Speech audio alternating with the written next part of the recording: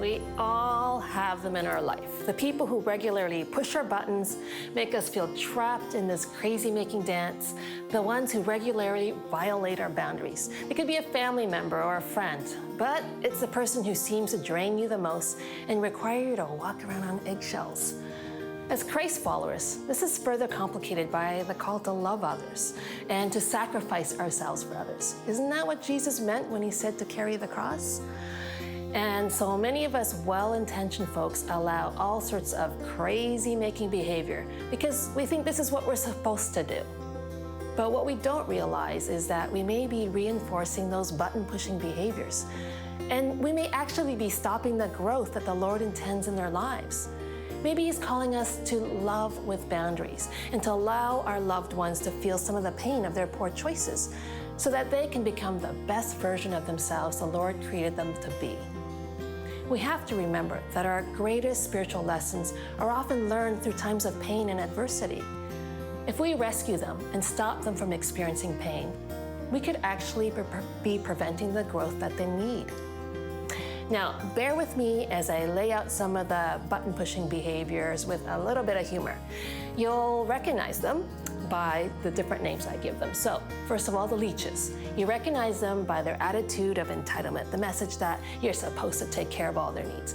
These are the people that you help because you feel compassion for them, but then they keep taking more and more and more. And then when you have nothing left to give, they'll angrily condemn you for abandoning them in their time of need before spitting you out and moving on to another victim to attach to. The biggest indication that they may be a leech is their lack of gratitude for your support. Now, the Donalds, they're the ones who like to use their anger and aggression to demand a response from others. They're the ones who use intimidation and even biblical legalism to fulfill their spirit of entitlement that they deserve your care. Although they come across as strong, they're actually deeply insecure and will take your perceived lack of care as a personal affront. They've also learned that they can only get what they need by pushing their weight around rather than through building trust or relationship.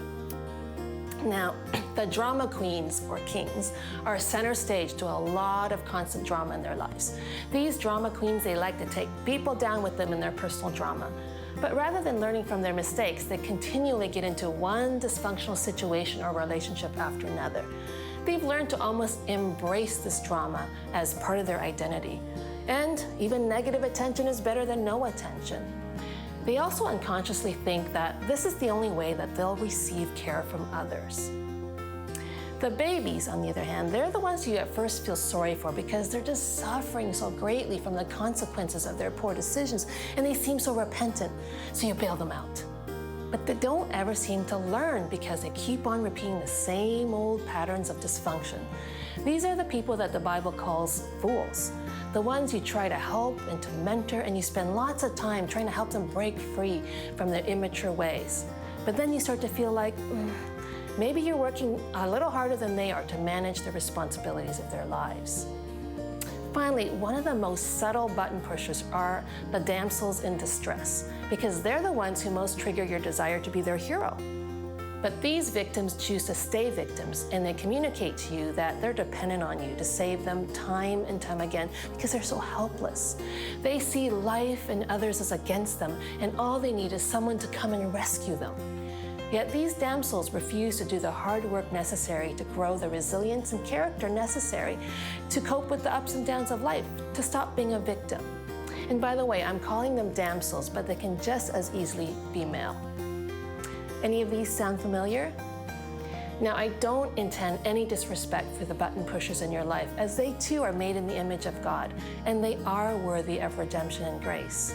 But I'm using humor so that you can recognize the behavior for what it is: unhealthy attempts to manipulate you to get their needs met. It allows you to see more objectively the unhealthy patterns in your loved one so that you can have the courage and conviction to set healthy boundaries against the dysfunctional behavior.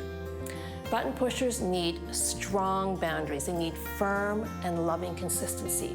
And they need to see that they can't manipulate you. And honestly, sometimes you might have to walk away from button pushers if they won't respect your boundaries.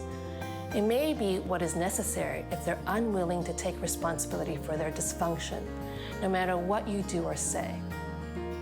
If you can't break free from these types of people, consider what's in you that prevents this from happening. Are you a people pleaser? Or do you get your sense of worth from being a caregiver?